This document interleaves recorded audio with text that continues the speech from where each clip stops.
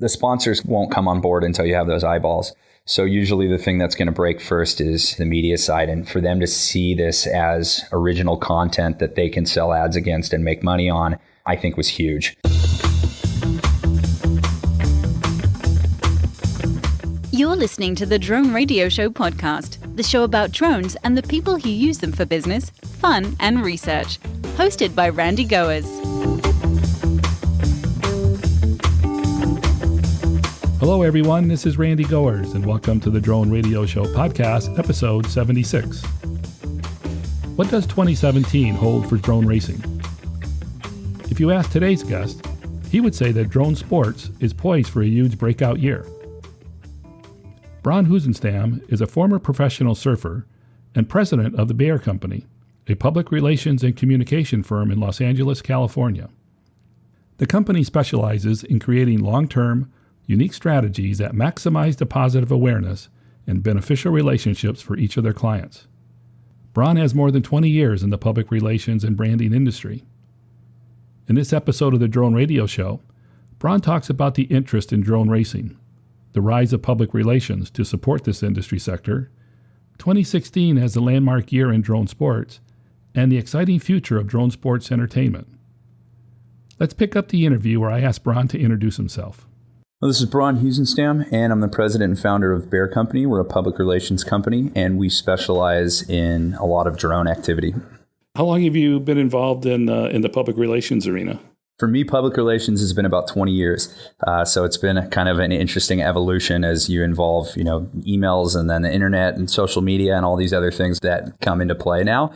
That back when it started was just, a lot of phone calls has just been completely replaced. And then as far as drones, I got the start on drones just about 9 months ago. And just the whirlwind and evolution of it has just been incredible. Do you remember what opened up that door to covering some of the drone activity? Sure. Well, I was heading up sports at a bigger PR firm before we spun off into this one. And so it got kind of put in my lap through somebody outside of the company, said like, hey, Bron, you're in sports. This is pretty interesting. Will you check this out? And so I started doing some research and I was like, wow, that is interesting. I mean, it's just sport first and foremost when you're talking about just the competitive aspect of it. So it was something that I was really familiar with. And then just doing more research. And when I first started to put it out there, the people that were interested in it was just, it was unbelievable. It got more press, I think, than anything else that I did for the entire year. Really? Did you have any experience with drones before that? No, not at all. Just, what everybody sees, drones on TV, starting to get into the drone toy market. I had a little bit of experience with something kind of similar in a League of Legends team. So I was very familiar with esports. And then obviously with just traditional sports. So it was kind of the combination of the two. But as far as drones themselves, I'd never flown one. I'd never held one. I didn't even know that they flew first person like that. So it was a big learning experience for me. And then as far as like taking that out and what we had to showcase to all the writers and all the various media and becoming an expert on it was all first time. And have you been covering other stories other than the racing part? Not as much. Traditionally, so for last year, we worked with the Drone Sports Association. So we made the announcement that ESPN was picking them up. So that was the first time that traditional television and especially the Goliath of ESPN had noticed drone sports. So we put that out there and it probably got picked up by 150 outlets. Everything from Time Magazine to AOL Sports to ESPN. It was just an unbelievable amount of information that was being circulated around. I think that people were so astonished that this existed that it was something that they just had to cover. Since that initial stories, what sort of opportunities have come out of that you've been participating in? I think just the breadth of people interested was something that for me, I didn't expect. So I thought, maybe some tech places because obviously drones are tech. Maybe some sports places. Obviously, ESPN's going to cover it because it's on their network. So for me, I didn't realize how wide it was. And I think that there's a lot of reasons for that we've kind of opened the door. And obviously, as a publicist, we did this on purpose. So we looked at it and we said, okay, how many different avenues can we potentially place this and who might be interested in? So from an emerging market perspective, we looked at the Forbes and all the kind of similar Fast Company Inc. and they all picked it up from a hot button topic as far as drones, because, a lot of people just think of such a negative connotation because of what the military uses them for, that, Newsweek and AOL and Business Week and all these kind of places, they picked it up. Time Magazine, just here's what drones are doing in the United States. And then as far as sports, it went wide there too. Everything from Bleacher Reports to Sports Illustrated, ESPN, they were all really interested. And then as far as like successful entrepreneurs, Entrepreneur and Success, and those things were interested in Scott Refslin, the founder. So we kind of spread it out and pitched it kind of uniquely between all those categories, and it got picked up everywhere. Everybody was really interested in it. So I think for us, we always try to do that with all of our clients, but I'm not sure it's ever that successful in the way that drones specifically was in this case. Is this the only drone client you have, or are there others that you're doing some work with in UAV space? Since then, I've expanded on it. So we work with AirViews, which is like a YouTube for drone footage, and they're fantastic. So, they have about 1 million followers on Facebook, and they're constantly putting out new and original content surrounding drones. And then they have a lot of people as contributors, and everybody from, professional cinematographers to just your average person who likes to fly around. It's a fantastic place to place footage and then also find footage as well. And then for 2017, we'll be doing the DR1, and they are just exploding. They just had the announcement that Eurosport is going to cover them in 70 countries. They've added Air Hogs, which did the first national commercial featuring drone racing, and also Buffalo Wild Wings, Mountain Dew. So they're in a fantastic place to really compete along the lines of, say, like a Formula One or NASCAR, not only for 2017, but if you want to look at them as whereas they could be in like 2020, I think they could be right there. With over 20 years experience in the public relations area, what do you compare the drone movement to? Is this something different, or are there other movements that you've experienced in the past similar to this? Sure. Well, I'm just a huge fan of sports in general. So looking at the way that different leagues have created themselves, a lot of this was before me, whether it's like, the NFL or MLB or all these leagues, right? They came from somewhere. I think the NFL is an interesting case study because a lot of people don't know that there was competitors, right? You had the UFL and somebody won, they merged, the NFL won, and now you have this big conglomerate that, when that UFL tried to start up again like 4 years ago, people don't realize that that's a business, it's got a president, it's got investors. So looking at this is that same kind of subject. You've got DSA and you've got the Drone Racing League and you've got DR1. And yes, these are amazing platforms and they're sports, but they're also businesses at the same time. They have investors, they have presidents. And so kind of watching these grow, and it's been something just as a sports fan I thought was really interesting. And then be lucky enough to actually cover it and be involved and be pushing it and kind of forming the story as we do as publicists. And then seeing that out in the general public and being like, that's the stuff that we created. Those are the ideas that we had. Just as a sports fan in general, it's been a lot of fun for me personally and for my whole team here at Beaar. So I think that those are kind of like the biggest case studies to look at is just the emergence. And then looking at it as far as like a public event, looking at what I think surfing, I know that's kind of a random, but they've really grown a lot with their online presence. They have like 12 major competitions around the world and they online stream them. So they were kind of one of the first to only go that route. And then also, you have this conglomerate, which is their parent company, and, they're trying to make money and they're struggling to make money. And yet they have these surfers who are kind of similar to the pilots and, they have their endorsements and they like that platform. But you always have this parent company, like, is it a stable business? Can it succeed? Because, you've got all these pilots and athletes and whatnot that need that platform in order to just, achieve their life's goals. So I think that's all been really interesting. How would you define this year in terms of the drone sports industries? Where are we at in the cycle of the sport? For the drone sports industry, 2016 will be the year that everybody looks back on as the year that it began. You got a little bit of push from what happened in Dubai right before the end of the year in 2015. And I think that gave some really interesting visual content to everybody because they did such an amazing spectacle with the course. That you were able to send that out to all the media for 2016 and be like, wow, look at how visually captivating this is. This is something that's here to stay. This is only going to be the future. Technology is going to get better. These are going to grow. They're going to get bigger. They're going to get more fun. They're going to involve augmented reality where they're shooting each other out of the sky and, dodging dragons. And I think that people will always look back at 2016 as just the year that began. You had ESPN coming in, you had Eurosport coming in, you had big companies like GoPro and Air Hogs and all these people taking notice that, hey, there's money to be made here, and various investor groups, whether it's a DRL getting the owner of the Miami Dolphins or DR1 coming in with their own huge conglomerates backing them. I think that that'll be the year that it really starts. So anybody involved in the drone industry, from manufacturers to fans and everything in between, media, I think it's only rising. I think that everybody's in a really good spot right now. Are you doing any outreach to either the sponsors or to the fans to get feedback in terms of planning out some of your strategies? We do a little bit of that, obviously. So we covered the first national championships with the Drone Sports Association, which was the big one in New York.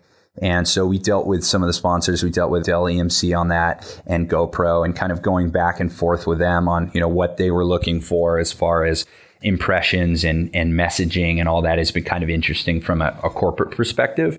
And then obviously dealing with GoPro and now dealing with, the DR1 and their sponsors. So Spin Master. And when you have these publicly traded companies, these messages, I don't think people realize how big they are because they always end up, right underneath their stock quotes. And so if you want to look at GoPro or Spin Master stock, you're going to see the latest releases, which involve, their sponsorships of drone racing. So dealing with them has been really interesting. As far as what we put out to the general public, we as publicists mostly do that through the media. So for us, it's really the follow, like the Air Hogs, this first commercial, it started just last week when we put it up. It had 700 impressions and now it's got over 400,000. So that's when we really deal with just the day-to-day fans. And so you can really see just how excited people are about this movement and this product and this new sport. What makes the Air Hog commercial special? The thing that's most special about it is just first time, right? So you've got Johnny FPV, the first ever actual pilot involved in a national advertising campaign, just like you would have like a Giancarlo Stanton or a LeBron James. This is the first time that somebody's really pulled a pilot and being like, this is good enough for TV. And then also having a product like that can really get users involved, because a sport like this needs to make fans, right? So an interesting kind of example is when the Mighty Ducks at the time, that was their name when they moved to Anaheim, they were like, okay, we don't have any fans in Orange County. How do we grow fans here? So they started a youth league. And it started with like 3 teams, and now it's got 50 all up and down California. And it's been 20 years. So they've really grown a fan base to be really passionate about what they're doing.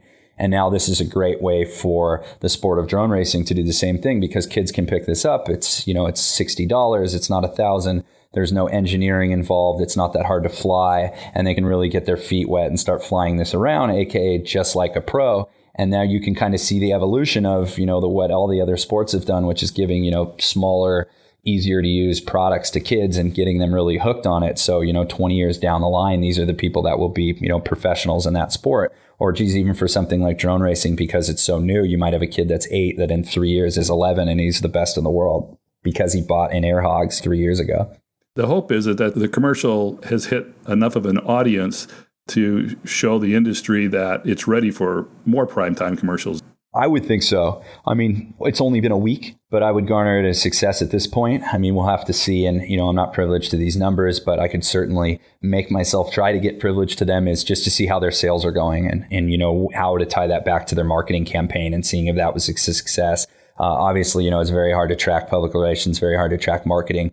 A lot of people just like to do that either through, social awareness, things like, how many views does that get, or did the product sell? And then really looking at it and being like, was it the marketing campaign? Was it the product price? Was it the product itself? Obviously, there's a lot of factors into, selling anything through a consumer base. But as far as what they're trying to do, I think it's just huge for the drone community that someone's coming in and saying, hey, we see you guys. We're taking notice and we think that there's money to be made here. So here we go. Are you aware of other companies that have been looking at trying to run some commercials like that? As far as we know, no. Obviously, working with the DR1 for 2017, that's something that we specifically handle. So it was great to speak with Air Hogs and see how excited they were about it. But as far as anything else, unless they're a sponsor of DR1 for 2017, is probably not somebody that we're speaking to. You mentioned 2016 would be the year that we'll all look back on in terms of drone racing as a landmark year. And you named a number of things that happened this year. What do you think is really the most significant event that happened this year that really brought the sport out into the open? I think the main thing that brought it out into the open was the media, ESPN and Eurosport deciding that they wanted to push it, because the sponsors won't come on board until you have those eyeballs. So usually the thing that's going to break first is the media side. And for them to see this as original content that they can sell ads against and make money on, I think was huge. It really legitimizes it. It'll put it on a lot of the casual viewers that would have never seen this. So for DR1, for Eurosport to put this in 70 countries is amazing, right? And, a lot of people in the United States aren't as familiar with Eurosport. It's on some of the packages on DirecTV and whatnot, but it is the number one sports outlet for a lot of these countries. And so the fact that they're going to be featuring this is huge. And racing is really big in Europe. as far as like Formula One, obviously those guys make a lot more money over there. So I see this as kind of being something that Eurosport packages with the DR1 and, the big sponsors that have followed that being Mountain Dew and Spin Masters and Buffalo Wild Wings and these other people that are really excited about that. I think that when people look back, they'll say 2016 is the year that Eurosport wanted to be involved. And that's when everybody was like, wow, this is real. Looking forward, what do you think are some of the things that are on the horizon that might really propel the sport to the next level? Sure. I think it's just the original content. You have things like Airviews that are creating beautiful original content. And so kind of continuing to spread what they're doing with what DR1 is doing as far as 2017, being able to showcase it in the right way. I mean, this is really new and they're creating new content. So, how do they want to showcase it? Do you want it to be like a Hard Knocks, and really profile pilots and coming there? Do you want it to just be like a NASCAR race? And, we're just going to showcase NASCAR and that's it. So there's so much original content involved with these guys. And then you have the pilots for the first time ever, they're being treated like professional athletes. And these are guys that were hobbyists, a year ago. So I think there's a really interesting ascension for them as well, from them going to guys who, flew these things around the park to now they're signing autographs and doing, big time TV and media. So there's a lot of original content to really be had. And it's just about how are they going to showcase it? And then I think moving forward, it'll be the technology. As technology keeps getting better, they're going to get lighter, they're going to get bigger, they're going to get stronger, the batteries are going to last longer, the video will become better, it'll be able to stream faster, you'll be able to have more various frequencies, so you'll be able to go from 8 to 12 to 36 of these things. And then I think virtual reality will come in big too, where, like I said, you'll have, augmented reality where they're dodging, Pokemons flying through the air that only they can see. And I think that as that grows, that'll just be more and more interesting. Do you think it's going to be a sport which is really defined more by the online and television content versus the number of spectators that come to the events? Or do you see it really growing as a spectator event as well? It's both. It'd be interesting to see how it does as a spectator event. I mean, look, I don't think anybody ever would have thought that E-League would be so successful, and what Riot Games is doing with, LOL was yesterday, championships, or was it 2 days ago, the League of Legends, and, they put 20,000 people in there and they sell it out in a minute. And that's just watching, and you could just as easily watch that at home, right? So I think anytime you're creating like a fun atmosphere where people are like, man, I can't miss this. And then I think as far as they keep getting bigger and, as technology grows and that they're easier to see and watch, because that's one of the things, obviously the drones are so small that people will be more inclined to want to come and watch that. And I think as the technology kind of grows and these things start, shooting each other out of the air and doing all kinds of fun stuff that you could do, it becomes like almost like a flying Mario Kart. I think that that'll be, even more interesting as well. Have there been any discussions that you're aware of trying to set some sort of minimum size for a drone race? That's something that the different leagues have specified. So I think the great thing with DR1 is they want the top of the line product. So it's constantly advancing. They want people to come and really beat technology and, make the best drone and fly the best drone. So I think that's something that's really interesting. They also have for 2017 a micro series. So that'll be the first time that you have the little minis, right, which are just like 4 inches across. So they'll be able to create some really like spectacular courses for that and indoor stuff. And, there's not the FAA restrictions as I know them around that. So I think that that'll be really interesting to watch that grow as well. Before you delved into the drone industry and the public relations, what industries were you involved with before that? For myself, a lot of sports, obviously. So I headed up sports at my former public relations agency. And then before that, I was involved with fashion, which was, again, just a lot of PR. Before that, another PR agency dealing specifically with athletes. And then myself, I was a professional surfer, which I retired 11 years ago. So for 10 years, doing a lot of stuff with all of my sponsors and myself and getting that all out there. So. When you compare the work that you're doing now in the drone industry back to some of those other industries, how does it compare and what is different or what's more enjoyable about the drone industry? Well, I think what's so exciting about the drone industry right now is just that it's so new. It's really a blank canvas. When we're setting up these races, it's the first time it's ever been done. So there's really no wrong answer. Whereas you're not going to show up to a Dodger game and be like, hey, let's put the bases back another 30 feet and see if this is interesting. We can do whatever we want, right? So we're choosing the courses, we're choosing the time, we're choosing the pilots, we're choosing the method of which they win. Is it time trials? Is it head to head? So I think that that's been the most interesting part, is really trying to conceptualize the best way to do this. How much do you feel that you're shaping the story versus just telling the story? For us, it's great to have a client that we can help shape the story. I mean, that's what makes it fun, right? As a lot of public relations, it's just about, regurgitating information. But for something like this, because it is so new and because myself and my team have such extensive knowledge in this and sport in general and events, it's been great to, work with them and really define the ideas and whatnot. And then also, trying to keep the pilots happy as well, because without them, you don't have a sport at all. So really kind of merging those two and creating, some very unique new ideas has been just a blast for us. How do you keep the pilots happy? That's a great question. I mean, that's like that in every sport, right? So you see from time to time, whether it's, Cam Newton complaining about the refs or, pilots complaining that, they didn't have enough time to warm up. Or, back in the day, surfers complaining that the waves are terrible. You're always going to have that. So just trying to, work with them. I think it's really important in every sport that the athletes or the pilots have a voice and they feel like they're being heard and not taken advantage of. And that it just makes sense, right? Like people want to show up and know that they put their skills out there and they either won or lost based on those skills. So it's not on a technicality. It's not unfair. There's no bias. I think that those are things that's really important. And then making it worth everybody's while, right? If they're going to fly somewhere, show up or whatnot, making sure they get paid on time, giving them the right opportunities to do the right press. I think a lot of that stuff is, just really important. And then just being cool. Not treating them like they're just a commodity, but, being like, hey, this is a human being who's really excited. Let's be excited that they're excited. Are you helping to get their persona out into the public so people can understand who the pilots are as individuals, or is that up to them to do that? We have clients that are individual. So if one of them wanted to hire us, then sure, they'd get, much more of an effort. What we do is when it involves our racing league or Airviews has their own pilot. So it's beneficial to us to put them out there as much as possible on behalf of that. So with the first ever American Championships, we put a bunch of stuff out there. So we were doing all kinds of interviews with, Wall Street Journal and Time Magazine and ESPN and all these things and placing those. So the ESPN article, like we arranged to have Trevor Bauer, he spoke, Pablo Montoya spoke, and then we had in that same interview 2 or 3 of the Airviews pilots as well. So you could kind of get like a, well-rounded impression of it. So we're trying to do as much as that as possible because we see DR1 as the leader in a category, and just marketing 101 is if you're the leader in the category, advertise the category and they'll grow together. And so anything that we can do just to put drone racing out there is a plus for everybody involved.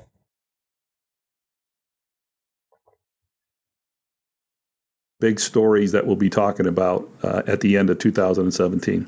For drone racing specifically, I mean, this is going to be a great year, right? You've got the DR1 is coming in big. Eurosport's going to be putting it out there everywhere. For me, it's just going to be really interesting to see what that means as far as pop culture. Can they get someone that's got enough personality to kind of, jump over that fence? I know that with esports has really been looking for that, right? Because a lot of those guys don't necessarily have that flair. Like everybody wants a Conor McGregor or a Gronkowski to kind of transcend their sport. So it'll be interesting to see if any of the pilots are able to do that. And then also interesting to see just the numbers wise, right? Are people watching this? Is it interesting? Is it exciting? Has anybody figured out the best way to showcase this for the fan base? And so just to put the crystal ball together, I think the DR1's going to have a fantastic year. I think by the end of the year, I think you'll see it a ton more. I think you'll see a lot more products. I think you'll see a lot more press. And I think you'll see a lot more of pop culture getting involved. So Trevor Bauer and Juan Pablo Montoya, they were kind of the first, having a professional baseball player and a race car driver to say like, hey, I love putting these goggles on and flying around. I think you're going to see a lot more of that with actors and athletes and stuff, that because it's just, you put those on, you can't replicate that in anything, right? You're flying basically. So I think as more and more people become aware of this and try it for the first time, they'll just get instantly hooked. So you think we might have a celebrity drone race one day? I definitely think you're going to have a celebrity drone race, and you should cover that, and we should pitch that to all of our clients. We could do that together. That'd be great. I think that'd be a great idea. I think things they'll have to get a little easier to fly. They're pretty tough, right? The racing ones, as everybody knows, it doesn't do anybody any good to go out and try one and fly at 6 feet and have it slam back into the ground and break.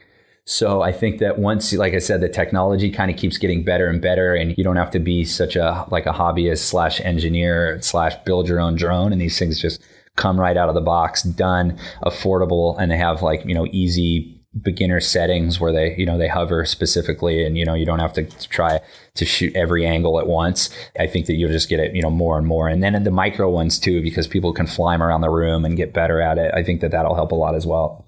Almost exclusively in the drone racing space right now, but what have you seen in the overall drone market that gets you excited?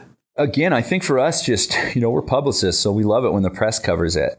So to kind of find people at different outlets that are really excited about it. I mean, if you look at the last year, you probably had, 250 outlets cover this.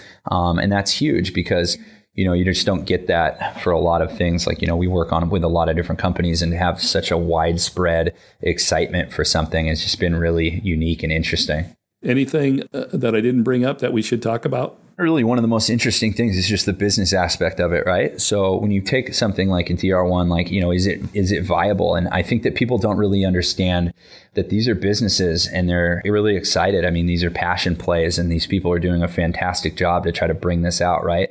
But it's a business. So for the pilots and such, I think that, they should just know to be really excited that people are taking these professional advancements on their behalf, because they stand to be residual benefits of, a symbiotic business relationship. So the bigger these things can get, the more money is in it for the pilots and just everybody to do their part to try to grow this. I think it's just fascinating as far as business, culturally, sociology, can these work? Because at the end of the day, you can't just keep burying money into something because you like it. You'd like to get a return from it, especially if you're putting in all your time. So I think that what DR1 has done, like I said, with their major sponsors and with Eurosport, has put themselves in a tremendous position to succeed. And I think the pilots will be really happy about that. Is there an estimate of what we expect this business market to be worldwide? Yes, I don't know it on the top of my head. Everything I see is just huge growth. It's just nonstop huge growth everywhere. Growth with the products, growth with the pilots, growth with the sponsors, growth with the racing. So yeah, absolutely. Are there any potential threats that could either slow the growth of drone racing or just, keep it at a plateau? I'd like to say that there is no problems, but obviously in everything, there's always a downside, right? So I would say that the biggest hurdles are just making it entertaining content. And I think that that's something that has been one of the reasons that drones has been so successful, right? Because to have these kind of shoots, you've always had to use a helicopter. And now you have this mini drone that, doesn't have somebody in it. So you can fly it through waterfalls and up and down elevators. And, the content is so beautiful that everybody's creating with these things, because it's just, that sensation of flying and camera angles that you've never seen before. So I think that even though that's one of their biggest hurdles, it's also one of their biggest strengths. And then just making sure that if it's going to be a league that specifically is doing this, is just that it's interesting, right? So you've got the personal stories, you've got people that are coming, like I said, the ascension of somebody that was a hobbyist. It's almost like out of a movie, like, I'm Philip Phillips. I was working at a pawn shop and then I won American Idol 6 months later and now I'm world famous. Can we do that same thing with a drone pilot? To me, that stuff is just all really interesting. And those are things that are really going to have to happen in order for it to be a success. I mean, how much extra credit does UFC get for Conor McGregor's and the Ronda Rouseys and these people that, put their sport into a totally different level that it wouldn't be? And I mean, that's something that they bought for $4 million and what they sold it for $2 or $3 billion or whatever it was. So, maybe the same thing can happen for drone racing, and that would be fantastic because it's a lot of fun and, and people love it. So right now it's just getting it to as many people as possible. That's it for episode 76 of the Drone Radio Show. I hope you enjoyed hearing from Bron Heussenstamm of the Beaar Company and learning more about drone sports. I want to thank Bron for taking the time to speak with me. If you want more information on the Beaar Company or want to connect with Bron, check out their website at bearco.com. That's beaarco.com. If you enjoyed this episode, please leave a positive review on iTunes. It really does help. And as always, I hope you'll listen to more episodes of the Drone Radio Show podcast to hear how others are using drones for business, fun, and research. For the Drone Radio Show, I'm Randy Goers.